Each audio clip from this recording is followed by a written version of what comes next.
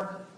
Well, what I help them understand is that the worldview of the general counsel of every big hospital is don't get in trouble.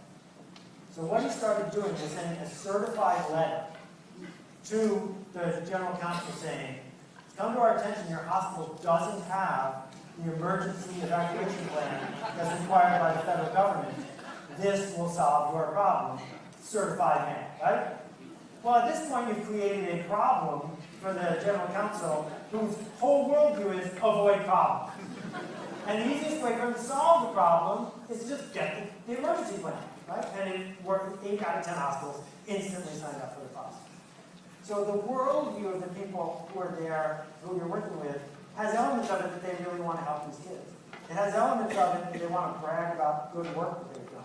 It has elements of they prefer to have things that they can measure. It has elements of they'd rather not have a significant conflict with, say, a union. Right?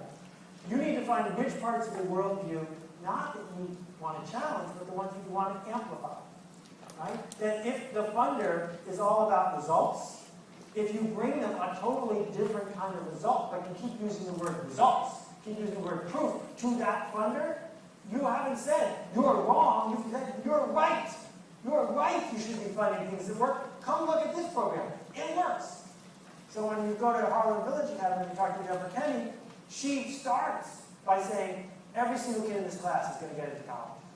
And then she says, and every single kid in this school reads 52 books a year. Now, after that, there can be all sorts of, fuzzy stuff that's going on. But if you're the kind of back-to-basics person and you hear those two facts, they just keyed into your worldview, and now you are way more open to, well, how does that happen? So that's the key. Start by understanding the worldview of the person you're with. Then relentlessly amplify it by bringing to bear stories that prove that they were right all along, as opposed to insisting that they were wrong. Does that make sense? Way up there. Hi, I'm Michael. Hi, Michael. Jersey. How do you figure out people's worldview? Like the best way to figure out their worldview. And if I wanted to explore more and really understand worldview and what drives people and how to appeal to people, where do I find out? Okay, well, I couldn't find a great book for lay people, so I wrote All Marketers Are Liars, which has a terrible title. And I hope that you'll give it a try, because that will teach you what I know about worldview. Here's the thing, it clumps together. Everyone in the world doesn't have their own. Groups share these things in common. So people who are at the high-end stereo tend to also listen to similar kinds of music. Interesting coincidence. So once I know how much you pay for your amplifier, or if you have one, I can do a much better job of guessing what kind of music you like. If I'm sitting in a restaurant and I see you order a bottle of wine that costs $120, I can make some interesting guesses about what kind of car you drive. I might be wrong, but these worldview things tend to go together and clump across communities. So our job as marketers is sometimes to figure out what certain groups have in common, these cohorts of people. So if you go to the Apple Store, great place for noticing. You can quickly divide people in the Apple Store into 5 kinds of people.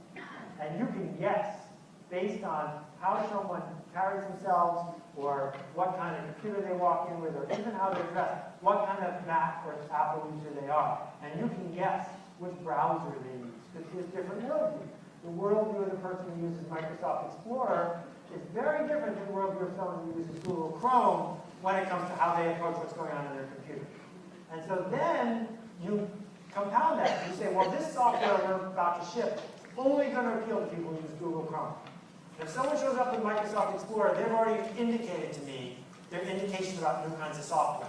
Because they have an old browser, they don't understand enough to install a new one. I'm never going to be able to sell to them. Because the story they tell themselves doesn't match what I have to offer. Right? And so you're going to misjudge people all the time. But you're also going to be right a lot about which group of people is going to want to do which kind of thing and which story is going to work for who. And this is just an art that you learn from noticing stuff. All right, I got time for maybe one more, I think. Yes, sir. Billy, I live in Poughkeepsie. Hey, Billy. In my industry, I can build my product. I can do things the way I do, which is a little different from the world of insurance, which is very boring, very old. I do things a little different.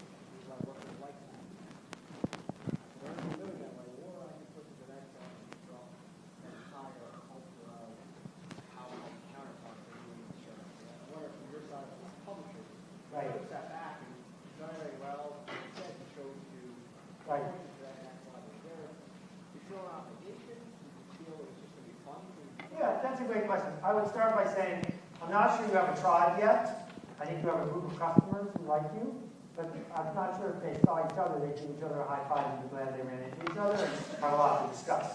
So I just want to be clear about that. But really the question is this: where's your mission? What's your why? Where are you going with this? For me, disrupting existing systems is what I wake up in the morning to do. Notice stuff and figure out how to change it for the better. So it's self-referential. My books are about that, but so is the work that I do. I think if I was a cookbook author, I probably wouldn't have started a publishing project, right? Because I'm just trying to disrupt the way you run the chicken, not disrupt the way you cook. You got to decide what is it that's going to move you forward, right? What is it that you want to pick yourself for?